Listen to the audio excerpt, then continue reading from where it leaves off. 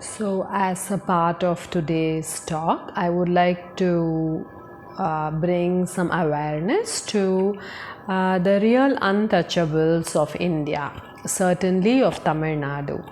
This is the community called the Nari Kuravar community, or just the Kuravar community, or in English, Gypsies. Now, this community is even now most of society keeps out this community, and let me share with you some of my experiences with them and why I say this. So, I'm going to put some photographs of these Kuravars who came to my house during Deepavali. Now, when they came in, they wouldn't step into my house but stand out and were begging for money, clothes, etc. And so, because it was a good day, and I gave them both clothes and money, and they were quite happy. But there was a male Kuravan. So I let the women in and the children, and the male Kuravan was told by his wife, that is the male gypsy, was told by his wife to stand away 20 meters from my house and not be seen by me. So when he tried to come and talk to me, his wife told him to go away because she was not she thought that if he comes, I will not give them some money. So this is one experience where they have had a history of people not letting them near them. Yes. So also not just this, there was also maybe 3 years ago when I asked one of these Kuravans to come and help clean outside on my road. So the only job that these people get in our society, in the Tamil society, in Chennai society, is to pick plastics from the road and to clean garbage. This is the only job that the society gives them. And even there, when the sanitary jobs have become much more processized now, these people don't get proper jobs from the government like other Tamil people do. The Tamil people, many of them get contractual jobs. So the government, Tamil Nadu government, refuses to employ the Kuravars as contractual workers. So the Kuravars become extra contractual workers and they have to work on their own, picking up garbage, resaleable garbage on the streets. And you know how hard Corona has been for all of us, and then imagine how terrible it must be for this community which can get no formal employment, which is completely dependent for its lifestyle on picking garbage from the streets. And there has been Corona scare for the last 2 years. So they are really the most marginalized of our society, and they're kept out both by society and the government.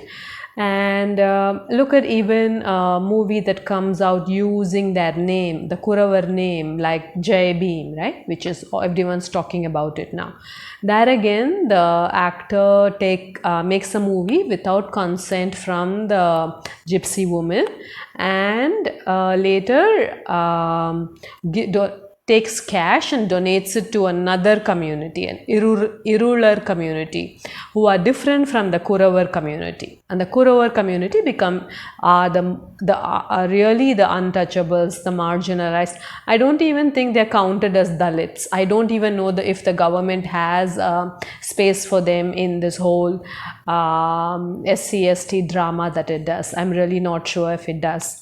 Because even if they had any kind of into the system, they should be able to get some education, some job, and they really can't. So this is the status. So so they go around the city with needles, long needles, so that they can pick trash, and all they get is this trash picking job. There were today morning. So I've been thinking of making this video for a while, but one of my sort of inspirations was the two girls who came for Deepavali. Again came to my house this morning asking me for some money, and and I gave them some vegetables because I'm not so rich myself.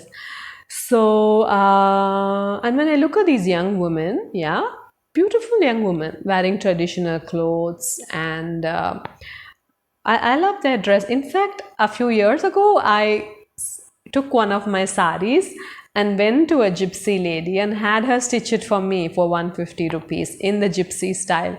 I wore it. It's kind of big and it was parrot green, but you know,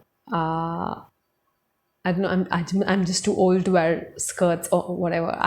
I gave it back to the gypsy. Later on, later after my experiments with it. But I know that in Besanagar, these somebody helped these Kuravars or the gypsies to have some bead table. So they had some kind of a nice job there. But I am living about 10 kilometers away from there, and these gypsies are the more not common gypsies, the one picking plastics on the roads, the ones not being let into formal roles in society, the ones who are actively treated as untouchables, who cannot be seen, who you don't bring near your home, and yeah. It is for me kind of bizarre, the politics that happens in India, because we are forever talking about social justice, but it's a deeply unjust society where it seems to me that in terms of reservations, people are just trying to get the most of the share of the pie for themselves, but don't really care about anybody that gets left out, right? And but I wanted to bring this out and let you all know what is the status of the really what is who are untouchables still in India, and what is their background and status.